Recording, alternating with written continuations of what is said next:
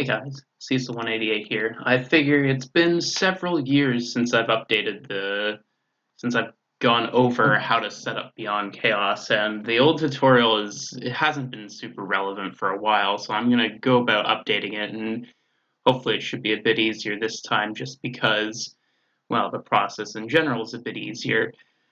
So I'm gonna quickly go into the Discord here. If you're in the Discord, then there's a convenient link in the welcome channel right here to the latest release of Beyond Chaos. If not, you can see the URL up here, or you can just follow this URL, github.com/subtractionsoup/beyondchaos/releases/latest. I'll put a link to the description. That'll be easier. It should take you here if you use the link in the short-term future, then it should bring you to version 4.0.3. That's the current release as of the making of this video. In the future, it may not be the current release, but it should still be the same process. So it doesn't really matter if you see 4.0.3 or some other version. So what we're going to do is we're going to find this Beyond Chaos windows.zip here. If you want, you can download the source code instead if you like running it via like Python and such, but it's not necessary for most users, so you can just do that. And it'll take a bit to download for me because I don't have the fastest everything, but that's fine. It's almost done here.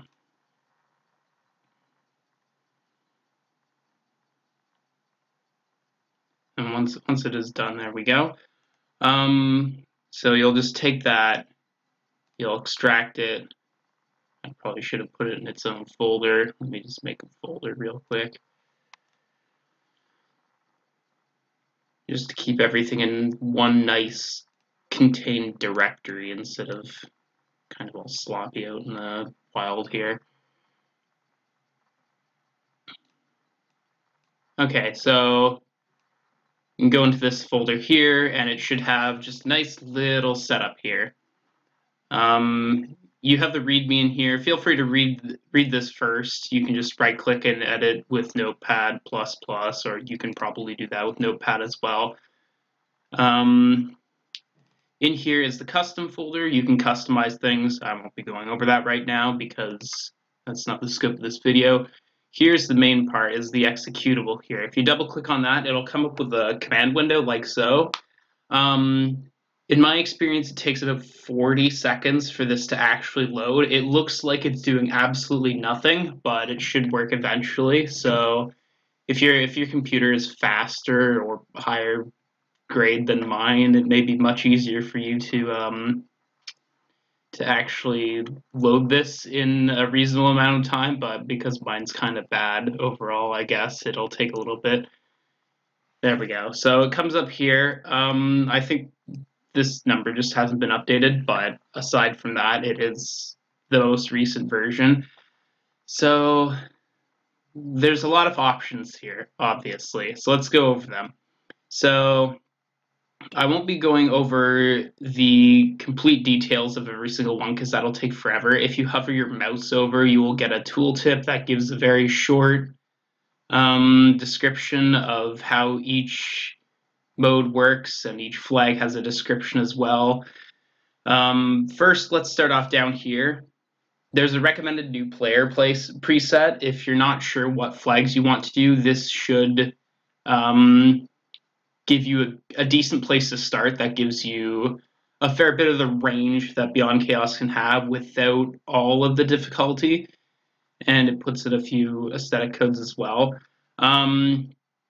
So for your modes, you have the normal mode, which is just playing through the story. You have the 3 cave modes, which is like playing through a massive randomized dungeon. You have the Kefka Narsh mode, which is a short, sweet mode intended for racing, where the power is kind of in your hands really quickly, but it's never extremely overpowered because you're racing against a clock and not just trying to beat the enemies. And then Dragon Hunt is another alternate race or challenge mode where you just kill the dragons. For the simple flags, again, I'm not going to go over every one of them, but these are kind of the basic flags that randomize like stats and just the core elements of the gameplay that you will see throughout the entire game. You can read the descriptions. The default flag set does not randomize the final dungeon. If you like that kind of stuff, I could definitely see that for a first playthrough, but if you don't want to deal with the navigation aspect of randomizing the final dungeon, then definitely leave that off. And it doesn't randomize a couple other things. Mostly just a couple things that could theoretically be annoying or challenging. And if the README, and as the README says, if you actually go and read it, if you're finding that this preset is still too hard, you can uncheck the M flag, so enemies' stats won't be randomized. And typically they're randomized to be harder, so if you don't randomize them, then the enemies will be easier.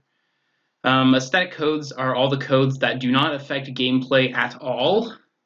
They only affect how things look, how things sound, and just overall how, like, the aesthetic experience of the game, basically. The major codes are codes that if you use one of these, you will definitely notice, and the effect is generally present throughout the entire game. The minor codes are codes that are little tweaks to things. They add generally like neat little features, things that don't affect too much but are nice for a little extra spice. Experimental is things that were used for development or things that are not like 100% polished in how they're implemented. They have very strange effects, and they're typically kind of for fun, just for funsies type of thing, and not super serious playthrough type thing. And then game breaking is just, this totally has tons of bugs, but we don't care because it's just part of the experience with how the code works. So once you've checked all your flags and stuff, hit browse to find your ROM, because you will need a ROM for this. Mine's here. You can just click that. Bam. Let's pick that ROM. Seed, you don't really need a seed if you're just playing casually. If you want to, you can put a seed if you want, but it's not needed. The seed is useful for if you and a buddy are kind of racing the same seed and you don't want to like send ROMs over the internet or whatever. You can just type in the same seed and you'll get the same ROM out, so you can race using the same ROM. Once you're finished checking all your flags, checking your ROM, checking everything, you can save the flag selection, and it'll be there next time for when you want to play the game again, and it'll show up in your configuration file here. Well, it'll show up as a configuration file here. So if the randomizer updates in the future, assuming there are no big updates, you might be able to take this configuration file and move it to the next one, but your mileage may vary. It may totally break. Can't really say much about that because I don't know what the direction of the randomizer will necessarily be in the future. Once you're done generating or checking everything and figuring everything out, you can hit generate seed. It'll give you a confirmation about where your ROM is, the seed number, the mode, the flags, etc. Hit yes, and you can see back in the command window, it will start running the whatever. It'll just go through it like previous versions, if you're familiar with those. It'll take a little bit of time to go. This says not responding, but this isn't really a problem.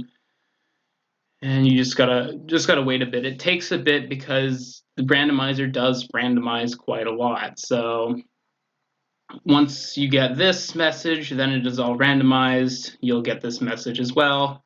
Bam, done.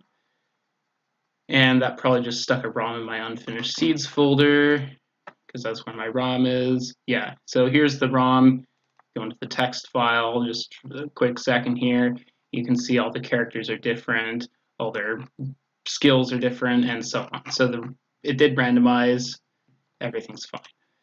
So yeah, that's pretty much the ins and outs of generating a seed with Beyond Chaos in 2020. So that's exciting. and hopefully that is enough to get you started. But any questions are welcome either in the comments or on the Discord server. So yeah, see you next time.